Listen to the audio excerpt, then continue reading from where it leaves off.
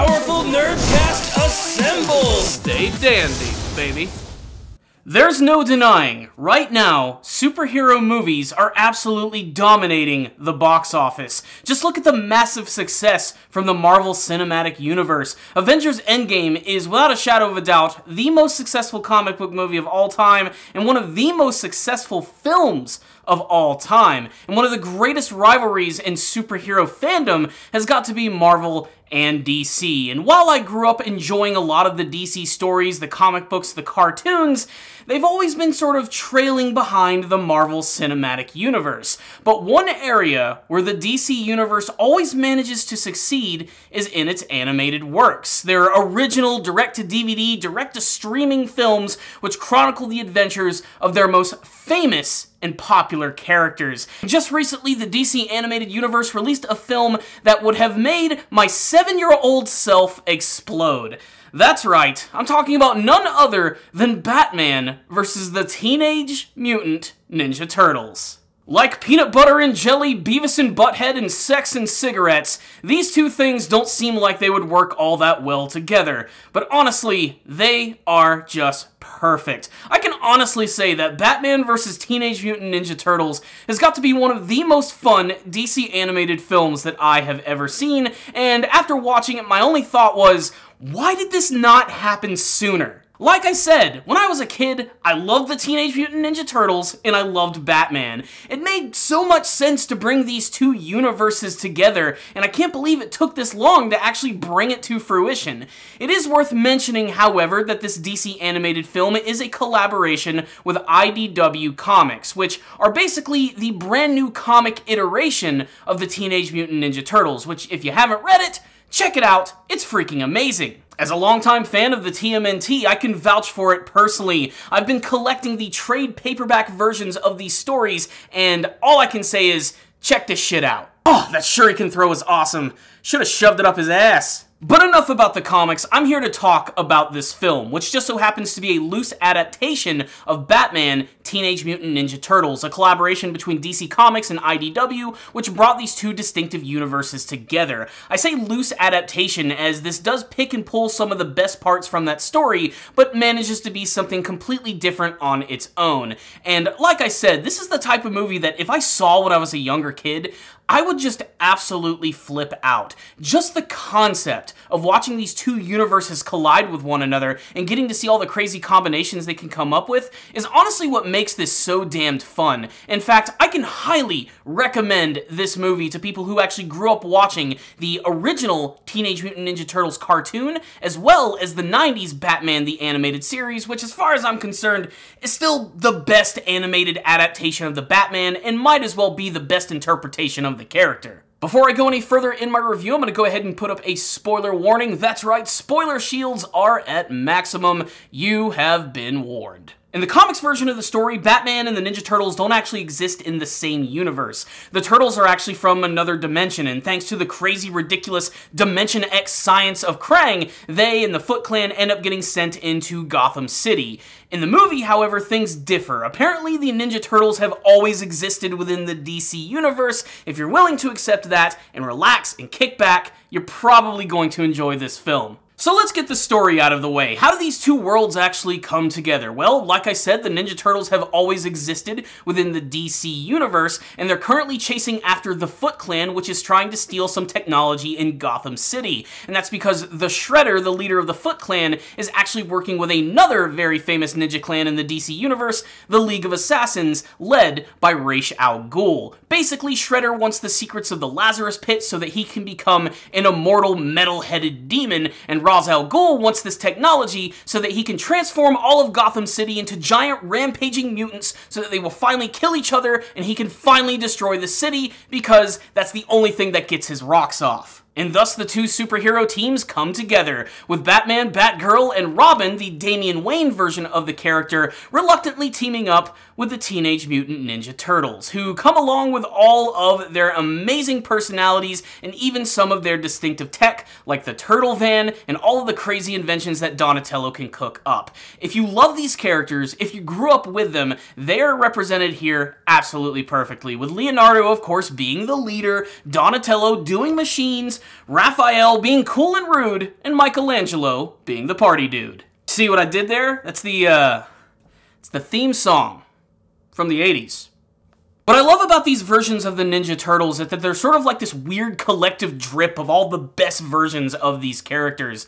There's a little bit of the mysteriousness from the Mirage versions. You get to, of course, see the personalities from the cartoons, whether it be the original 1987 version or even the one that came in the early 2000s, and maybe even just a sprinkling of that Nickelodeon version. But these are definitely the characters from the IDW comics, all the way down to their very distinctive designs, which I love and I kind of hate. I honestly do like the design of the characters and they're incredibly expressive. I just still think it's weird that Raphael has just got like the weirdest, most gigantic, blocky looking head. Yet it kind of works with a character like him. But like I said, they're all incredibly expressive. Michelangelo in particular is absolutely hilarious. And getting to see these characters work with Batman is surreal to say the least, because Batman, of course, is super serious and super dark and would never work with heroes like this.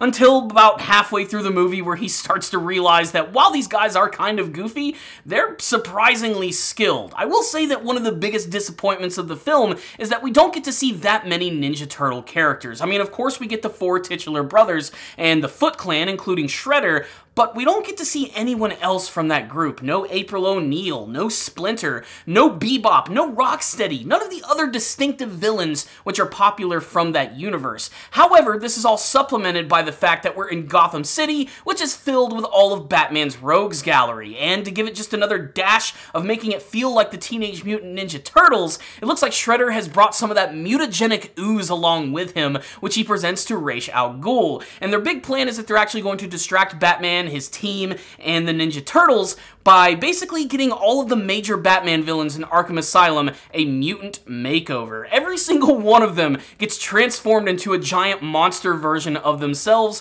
and some of the decisions here are just great. I mean, they're so ridiculous and comic booky, but it just works so perfect for a film about Batman and the Ninja Turtles. Like, Mr. Freeze transforms into a giant friggin' polar bear version of himself. You have Bane, who transforms into a giant tiger, Poison Ivy into a giant plant monster, and the Scarecrow, well, if you can't guess what he transforms into, well, you're fired from life. But of course, we have got to talk about the Joker and Harley Quinn. The Joker transforms into a half Joker, half Cobra monster, which at first I thought was kind of wrong, but seeing his giant Glasgow smile in the form of a cobra that can spit venom is honestly kind of fitting. And Harley, well, Harley transforms into a laughing hyena, which again is ridiculous, but just friggin' perfect. Like oil and water, these two things don't really seem like they're going to mesh all that well, but by the end of the movie, you'd be fully convinced that the Ninja Turtles exist within the DC universe. In fact, just about every major character seems to have sort of like a counterpart that they can interact with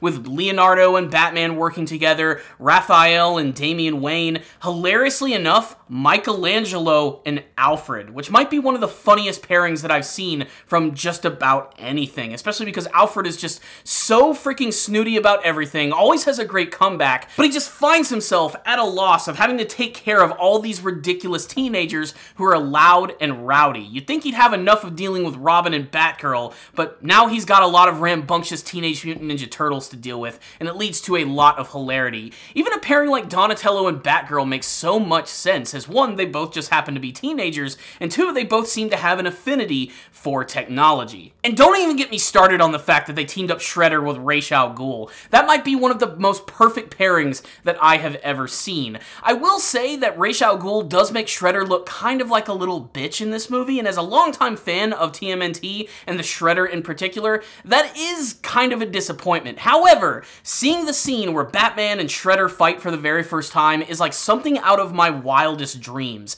The actual fighting choreography between these two characters is surprisingly hard-hitting, and honestly I think is one of the biggest highlights of the entire film.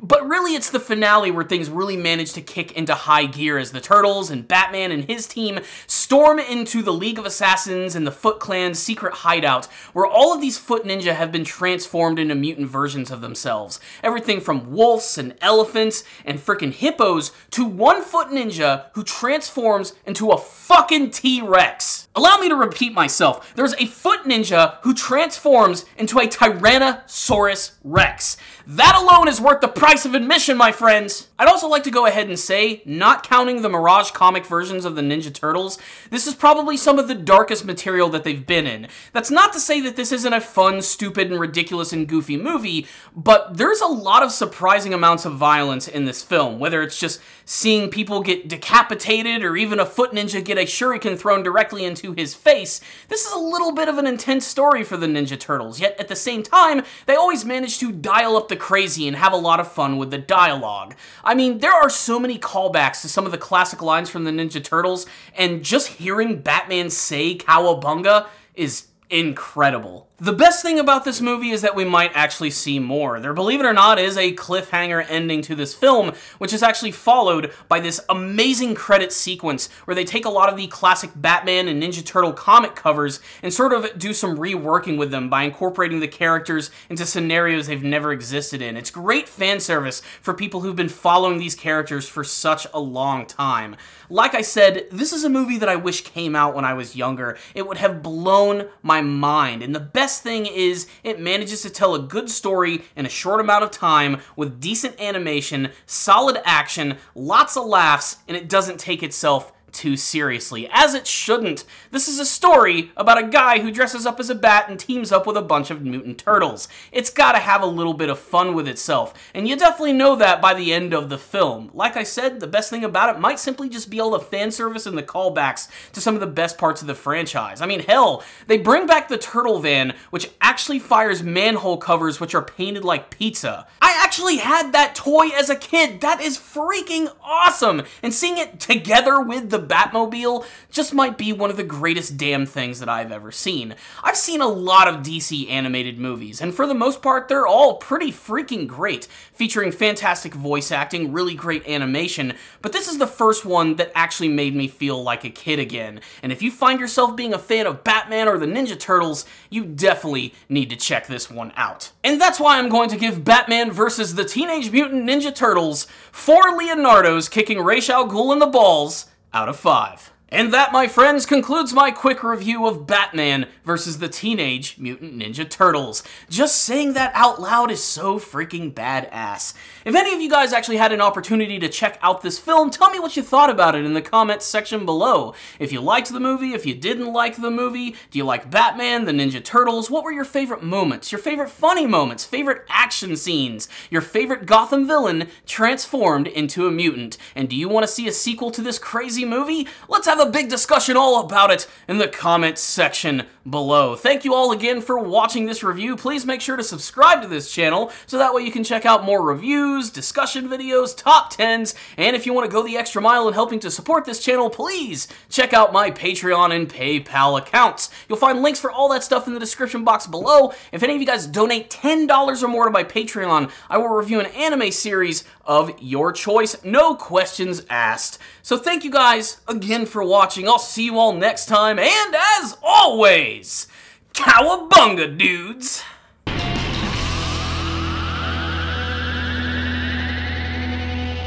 DC, if we get a sequel to this, can we please get some Bebop and Rocksteady? I love those dumb assholes.